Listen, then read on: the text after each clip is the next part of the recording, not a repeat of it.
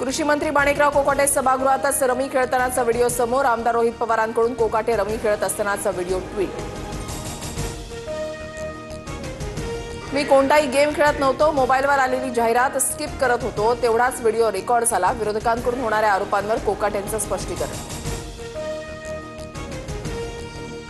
राज्यातील शेतकरी मरत असताना कृषी मंत्री रमी खेळतोय, वडेट्टीवारांचा हल्ला बोल तर शहांनी डच्चू देण्यासाठी सुचवलेल्या नावांमध्ये कोकाटेंचं नाव, राऊतांचा मोठा दावा। अभिनेता आमिर खान, शाहरुख खानही सर्वच रमी खेळतात, मंत्री कोकाटेंच्या व्हिडिओवर मंत्री प्रताप सरनाईकांचा अजब विधान। महाराष्ट्रासाठी राज ठाकरेंना आताही फोन करू शकतो, बाकीचे लपून भेटतात, आम्ही उघड भेटू। सामनाच्या मुलाखतीत उद्धव ठाकरेंची मनसेसोबत युतीसाठी चर्चेची तयारी। आम्ही बंधू एकत्र आल्यानं मुंबईमधल्या मुस्लिम आणि गुजरातींनाही आनंद, पण अनेकांना पोटशूळ। ठाकरेंचा शिंदे आणि भाजपला टोला, तर ठाकरेंचं मुस्लिम प्रेम दिसून आलं, केशव उपाध्यायांची टीका। राज ठाकरेंसोबत युतीमध्ये लढल्यास मवियामध्ये दोन्ही पक्षाला निर्णय घेण्याचा अधिकार, ठाकरेंचं सूचक वक्तव्य, तर काँग्रेसची स्थानिक पातळीवर निर्णय घेऊन लढण्याची तयारी असल्याची माहिती। शिंदेंच्या आमदार आणि मंत्र्यांमुळे फडणवीसांच्या प्रतिमेला तडा, फडणवीसांनी सगळं हे मोडून काढलं पाहिजे। गायकवाड आणि शिरसाट प्रकरणावरून ठाकरेंचा फडणवीसांना सल्ला। ज्यांची घरं काचेची असतात त्यांनी दुसऱ्यांच्या घरावर दगड फेकू नये, सामनातल्या मुलाखतीमधून केलेल्या टीकेनंतर शिंदेंचा उद्धव ठाकरेंना इशारा।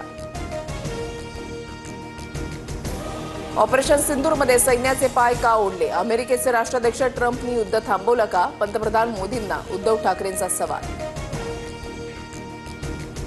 75त मोदींनंतर पंतप्रधान पदाचा चेहरा कोण हे संघानं ठरवलं असेल, त्यामुळेच मोहन भागवत बोलले, उद्धव ठाकरेंचं मोदींच्या निवृत्तीवरून वक्तव्य। फडणवीस आणि आदित्य ठाकरेंमध्ये मुंबईतल्या सॉफिटेल हॉटेलमध्ये भेट झाल्याची चर्चा, सूत्रांची माहिती, तर दोघेही वेगवेगळ्या कार्यक्रमासाठी हॉटेलमध्ये गेले होते, भाजप सूत्रांची माहिती। फडणवीस आणि आदित्य ठाकरे वेगवेगळ्या कार्यक्रमासाठी हॉटेलमध्ये आले, दोघांमध्ये कोणतीही चर्चा नाही, भाजप सूत्रांची माहिती, तर मित्रांसोबत डिनरसाठी हॉटेलमध्ये गेल्याचं आदित्य ठाकरेंचं स्पष्टीकरण। आमदार रोहित पवारांच्या विरोधात आझाद मैदान पोलीस स्थानकामध्ये गुन्हा दाखल, सरकारी कामात अडथळा आणल्याप्रकरणी गुन्हा, पोलिसांशी गैरवर्तन केल्याचा आरोप।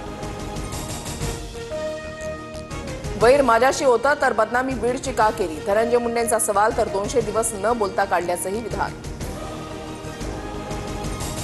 संसदेच्या पावसाळी अधिवेशनाला उद्यापासून सुरुवात, अधिवेशनाआधी दिल्लीमध्ये सर्वपक्षीय बैठक, बैठकीला अजित पवारांच्या राष्ट्रवादीच्या नेत्यांची दांडी।